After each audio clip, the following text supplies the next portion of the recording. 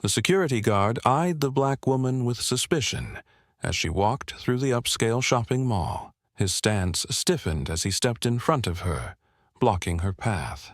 "Ma'am, I'm going to have to ask you to leave," he said, his tone dismissive. "This isn't a place to wander around without a purpose." The woman, dressed in a sleek business suit, arched an eyebrow. "Excuse me?" she asked, her voice calm but firm. "You don't belong here," the guard scoffed. "If you're not shopping, you need to leave before I call for backup." A small crowd began to gather, shoppers whispering among themselves. Some pulled out their phones, sensing something wasn't right. The woman sighed, then pulled out her phone. "You're making a big mistake," she said, dialing a number. "Let's see what the owner has to say." But what the guard didn't know, she was the owner. Before we dive in, comment where you're watching from and subscribe for more shocking stories of justice and redemption. "Ma'am, I'm going to have to ask you to leave," the mall security guard said, stepping directly into the black woman's path. His stance was wide, arms folded over his chest, his expression one of pure authority. The woman, dressed in an elegant navy blue blazer and matching trousers, stopped in her tracks. Her heels clicked lightly against the polished marble floor as she turned to face him. Her expression was calm, but her sharp eyes took in the scene quickly. She raised an eyebrow. "Excuse me." "I said you need to leave," the guard repeated, his voice firmer this time. "We don't allow loitering." A few shoppers nearby slowed their steps, sensing the tension in the air.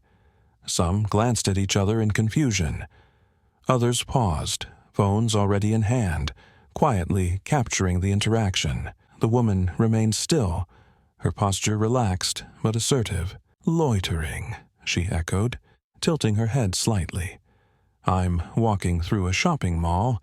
That's what people do here, isn't it?" The guard scoffed, shaking his head. "Don't play games with me. I know trouble when I see it." Her lips pressed together in a thin line. The words weren't surprising, but they still stung. "And what exactly makes me trouble?" she asked, voice cool and measured. "Look," the guard sighed, exasperated. "I've worked here long enough to know when someone doesn't belong. You're not carrying any shopping bags. You're just standing around, looking at things like you don't have a reason to be here." The woman took a slow, deliberate breath. She had heard this kind of talk before. The luxurious shopping mall gleamed under bright overhead lights. The air smelled of freshly brewed coffee and designer perfumes. The storefronts boasted displays of high-end fashion, sleek electronics, and sparkling jewelry. It was a place that prided itself on exclusivity, a place where assumptions about who belonged and who didn't were often unspoken but deeply ingrained. The woman's presence, her confidence, her polished attire, should have been enough to silence doubts, but instead, she was being questioned simply for existing in a space she owned. The woman adjusted the strap of her designer handbag, her patience running thin. "So, let me get this straight," she said, her voice even. "You think I don't belong here because I'm not holding shopping bags?" "I think you need to move along," the guard said, his tone turning smug. A small crowd was forming now, bystanders murmuring, watching intently. "This is ridiculous," someone whispered. "She's obviously not doing anything wrong," another added. Still, the guard wasn't backing down. If anything, he seemed to enjoy the attention, standing taller, his grip tightening on his radio. "Last warning, lady," he said, pointing toward the exit. "Walk out, or I'll have you escorted out." Instead of reacting with anger, the woman sighed and reached into her pocket, pulling out her phone. "Oh, I think I will be making a call," she said smoothly, dialing a number. The guard rolled his eyes. "Oh, please. You think calling someone is going to change the rules?" She smirked for the first time. "Oh, I'm not calling mall security." Not far away, a well-dressed older man, a high-ranking mall executive, stepped out of a luxury jewelry store. He turned his head just in time to see the scene unfolding. His eyes widened. He grabbed his assistant's arm. "Is that?" "Yes," the assistant confirmed in a hushed whisper. The energy in the mall shifted. Onlookers held their breath, and even the background music from the stores seemed to dim. Something big was about to happen. And the guard? He had no idea he was moments away from the biggest regret of his career. The guard let out an exaggerated sigh, shaking his head as he watched the woman make her call. "This is a waste of time," he muttered under his breath, loud enough for the nearby crowd to hear. "Who are you even calling? Your lawyer? Your connections?" A few bystanders exchanged glances, some scoffing at his arrogance. Others pulled out their phones, sensing that something major was about to unfold. The woman, unfazed, kept the phone to her ear, listening intently as someone answered on the other end. "Yes, I'm at the mall," she said casually, her eyes locked onto the guard. "And we have a little problem with security." The guard folded his arms, his smirk widening. "Oh, sure. Let me guess. You've got some important person on the line?" The woman's gaze didn't waver. "Actually, yes. And you might want to start rethinking your choices." The guard let out a short, mocking laugh. "Lady, I've worked here for years. I know the management, the rules, and exactly how things run in this place. And trust me, no one's coming down here to save you." The bystanders murmured, some shaking their heads in disbelief. "This is going to be bad for him," someone whispered. "She's way too calm," another said. The woman tapped her manicured fingers against the phone, still holding eye contact with the guard. "Oh, I have no doubt you know how things used to run," she said smoothly. "But that's about to change." At that moment, the sound of hurried footsteps echoed through the mall. The tension in the air thickened as a well-dressed man in a tailored suit approached, his expression tense. The crowd parted slightly as he moved toward them. The guard straightened up slightly, recognizing the man. "Mr. Roberts," he greeted, suddenly a bit more formal. "I was just handling a situation here." The mall executive didn't even acknowledge him. Instead, his eyes went straight to the woman. "Ma'am," he said, his voice filled with concern, "I'm so sorry this happened." The guard blinked. "Wait, what?" The murmurs in the crowd grew louder. The woman gave a small, knowing smile. "I appreciate you coming down so quickly, Mr. Roberts," she said, slipping her phone back into her pocket. The guard's confidence wavered. "Sir, what's going on?" Mr. Roberts turned to the guard, his jaw tight. "Do you have any idea who this woman is?" The guard's smirk finally faltered, his confusion evident. She was just walking around. She wasn't shopping, and she looked like she didn't belong here, so I was just doing my job." A sharp intake of breath came from someone in the crowd. The woman folded her arms, tilting her head slightly.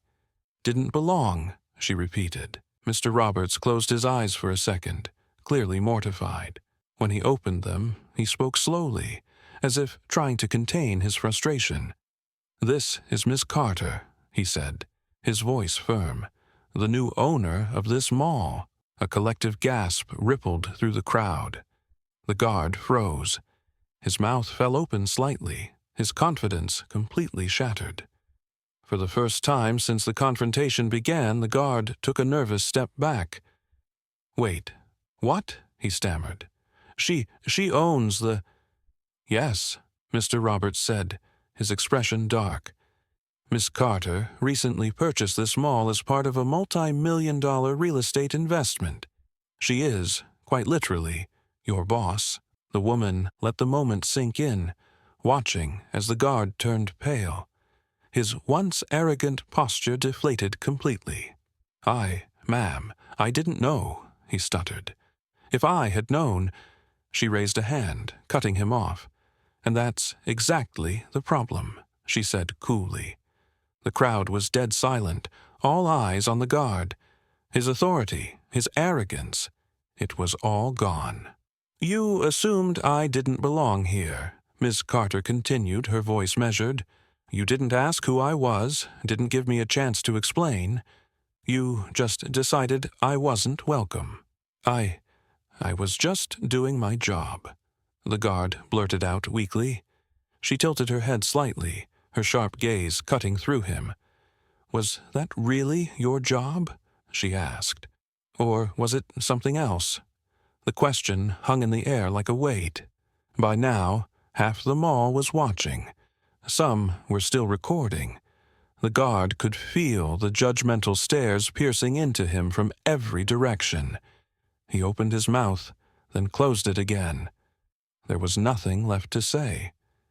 Mr. Roberts turned to Miss Carter, his voice urgent. "Ma'am, please know that this is not how we want our staff to behave. We will be taking immediate action." The guard's stomach dropped. Miss Carter exhaled softly, her tone now colder.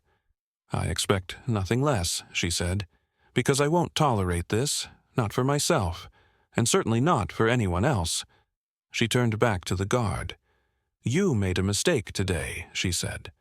"But unfortunately for you, that mistake wasn't just insulting me. It was showing me exactly what needs to change in this mall." The guard swallowed hard, realizing that his fate was no longer in his hands. The guard's face turned ghostly pale as the weight of reality sank in. The woman he had just insulted, belittled and dismissed wasn't just a shopper. She was the owner of the entire mall. Sweat beaded at his forehead as he stammered, I didn't know. If I had—" Miss Carter held up a hand, silencing him instantly. "Stop," she said, her voice calm but commanding. "That's the problem, isn't it?" The once smug guard stood frozen, his confidence completely shattered. By now, the crowd had grown even larger. Shoppers whispered among themselves, some shaking their heads, others recording every second of what was quickly becoming the most humiliating moment of the guard's career. Miss Carter took a step forward, her gaze unwavering. "Let me ask you something," she said. "Would you have treated me this way if I looked different? If I fit whatever image you had in mind?" The guard opened his mouth, but no words came out. "I walked in here, minding my own business," she continued. "I wasn't breaking any rules, wasn't causing a disturbance, and yet you singled me out. You assumed I wasn't a customer. You assumed I didn't belong. It wasn't about that," the guard tried again, his voice weak. "I was just—" "You were just what?" Miss Carter cut in, tilting her head. "Following protocol? Tell me, which rule in your security handbook says you can harass paying customers based on a feeling?" He had nothing. His shoulders slumped, his hands twitching slightly as he realized there was no way out of this. Mr. Roberts, the mall executive, finally stepped forward, his tone sharp. "Miss Carter, I want to personally apologize for this unacceptable behavior," he said. "This is not how we treat anyone, especially not our customers, and certainly not our owner." Miss Carter exhaled softly, the tension in the air thick enough to cut with a knife. "I expect more than just an apology," she said, looking directly at the executive. "This isn't just about me. If it happened to me today, how many others has he treated like this? How many people have been made to feel unwelcome in a mall that serves everyone?" Mr. Roberts nodded quickly, his face red with embarrassment. "You're absolutely right. And I promise you, this will be handled immediately." The guard visibly tensed. Mr. Roberts turned to the guard, his voice cold and professional. "As of this moment, You are suspended indefinitely pending a full investigation. Hand over your badge and leave the premises." The guard's eyes widened in horror. "Wait, please, this was just a misunderstanding," he pleaded. "I swear I didn't mean—" "I don't care what you meant," Miss Carter interjected. "I care about what you did." The guard swallowed hard, knowing he had lost everything. His hands trembled as he unhooked the badge from his uniform, placing it in Mr. Roberts' outstretched hand. The finality of it hit him like a punch to the chest. Shoppers whispered. Some shook their heads at him. Others murmured that he got what he deserved. Miss Carter studied him for a moment, then shook her head. "Next time, think before you act," she said. "You never know who you're talking to." And with that, she turned away, walking past him as if he didn't even exist. As the disgraced guard walked out, Miss Carter turned to the employees and shoppers watching. "Things are going to change around here," she announced. "I refuse to run a business where anyone is made to feel unwelcome." Her words were met with nods of approval and even a few quiet claps. Mr. Roberts straightened his tie. "Miss Carter, I'd like to schedule a meeting to discuss how we can improve our policies." She nodded. "Let's make it happen. Because this was unacceptable." As Miss Carter walked away, she felt a deep sense of satisfaction. She hadn't just stood up for herself. She had set a standard, a warning, a message to anyone who dared treat another person the way that guard had treated her. Respect is earned, but basic human decency should never be conditional. And from that day forward, her mall would be a place where everyone belonged. The security guard stood there, his face pale, as the weight of what had just happened fully settled in. He had lost everything in just a few minutes. His smug arrogance had been shattered, replaced by a sinking feeling in his chest. He had been so sure of his power, so certain that he was in control. But now, he was the one being escorted out. As he walked toward the exit, he could hear the murmurs from the bystanders. She was the owner the whole time. He treated her like that, and she was his boss. Wow. He got exactly what he deserved. The humiliation burned through him as he stepped outside, his career in ruins. Back inside, Miss Carter turned toward Mr. Roberts, her expression unreadable. "This can't just be about one employee," she said. "If he felt comfortable treating me that way, I have no doubt that others have been subjected to the same treatment." Mr. Roberts nodded, his face still red with embarrassment. "You're absolutely right.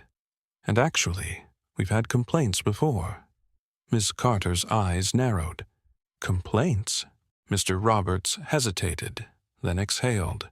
"Yes, multiple complaints from customers and employees about this guard and a few others on staff. People feeling unwelcome, profiled, and even harassed. But nothing was ever done about it." Her jaw tightened. "Why?" "Because," he admitted, "we never had proof.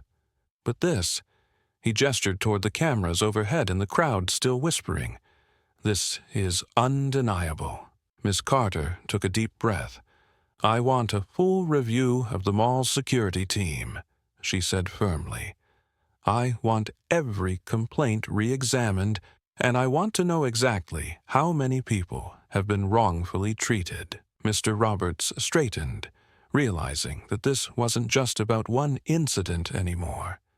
This was about changing the entire culture of the mall. "I'll get started immediately," he assured her. Miss Carter nodded. "Good, because if we're going to run a business, we're going to do it the right way." As Miss Carter made her way toward her office inside the mall, she received a call from the legal team. "We've already had customers reaching out," one of the lawyers informed her. "Some who witnessed the incident, others who've had similar experiences in this mall. They're commending your response. And some are sharing their own stories." Miss Carter's grip on her phone tightened. How many others had felt the way she had today? "This was never just about me," she murmured. She leaned against the office window, looking out over the bustling mall. For years, she had worked to get where she was. She had dealt with people underestimating her, doubting her, treating her differently just because of who she was. And even now, as the owner of the building, she had still been dismissed like she didn't belong. But unlike before, she had the power to change things. The next morning, Ms. Carter called a meeting with the mall's leadership team. "I want a complete overhaul of security training," she announced. "Every guard will be required to go through bias and professionalism training, no exceptions." The room was silent. Then, one of the executives spoke up. "That's a huge change," he said cautiously. "It might not sit well with everyone." Ms. Carter gave him a pointed look. "Then those people don't belong in my mall." No one argued after that. Meanwhile, the disgraced guard's actions had consequences beyond just losing his job. The security company that hired him was now under scrutiny. Other malls that had contracted their services were reevaluating their agreements. The company issued a formal statement, distancing itself from him, calling his actions unacceptable. In the span of 24 hours, his entire career had crumbled. Later that week, a news crew arrived at the mall, asking for an interview. Standing in front of the building she owned, Ms. Carter spoke directly to the cameras. "This isn't just about me," she said. "This is about the way we treat people, about the assumptions we make, about the way some individuals are judged before they even have a chance to speak." Her voice was calm but firm. "This mall is for everyone. And moving forward, we will ensure that every person who walks through these doors is treated with the respect they deserve." Across town, the former security guard watched the interview on his phone, his stomach twisting. He had thought he was in control. He had thought his word was final, but now he was the one on the outside, looking in. For the first time, he realized what it felt like to be dismissed, to be judged, to be powerless. And he regretted everything. The former security guard sat in his tiny apartment, the dim glow of his phone screen illuminating his face. He scrolled through endless social media posts, news articles, and videos, all about him. Mall guard fired after insulting the new owner. Viral video exposes racial profiling at luxury shopping center. Justice served. Businesswoman takes down arrogant security officer. Everywhere he looked, his mistake was on display for the world to see. He had spent years barking orders at people, believing himself untouchable. But now he was the one locked out. Meanwhile, inside the mall, things were changing, for the better. Ms. Carter stood before a conference table filled with mall executives, security heads, and key employees. The energy in the room was tense, but her presence commanded attention. "This incident wasn't just about one guard," she began. "It was about the kind of culture we allow in this space." She turned to Mr. Roberts, the mall's executive. "Did you know that security received multiple complaints before this happened?" He shifted uncomfortably. "We had reports, yes, but nothing was ever proven." Ms. Carter nodded. "And that's exactly why things will be different moving forward." She pulled out a document and slid it across the table. "These are the new policies going into effect immediately," she said firmly. "Mandatory bias training for all mall employees. Anonymous reporting system for customers and staff. Strict accountability measures for anyone engaging in discrimination." There was a brief silence before one of the executives spoke up. "This is going to change a lot," he said cautiously. Ms. Carter met his gaze. "That's the point." Word of the new policy spread quickly throughout the mall. Employees whispered about it, some skeptical, some relieved. "I've worked here for years," one cashier told her coworker. "And let me tell you, it's about time someone did something. We all saw what happened to her, another said.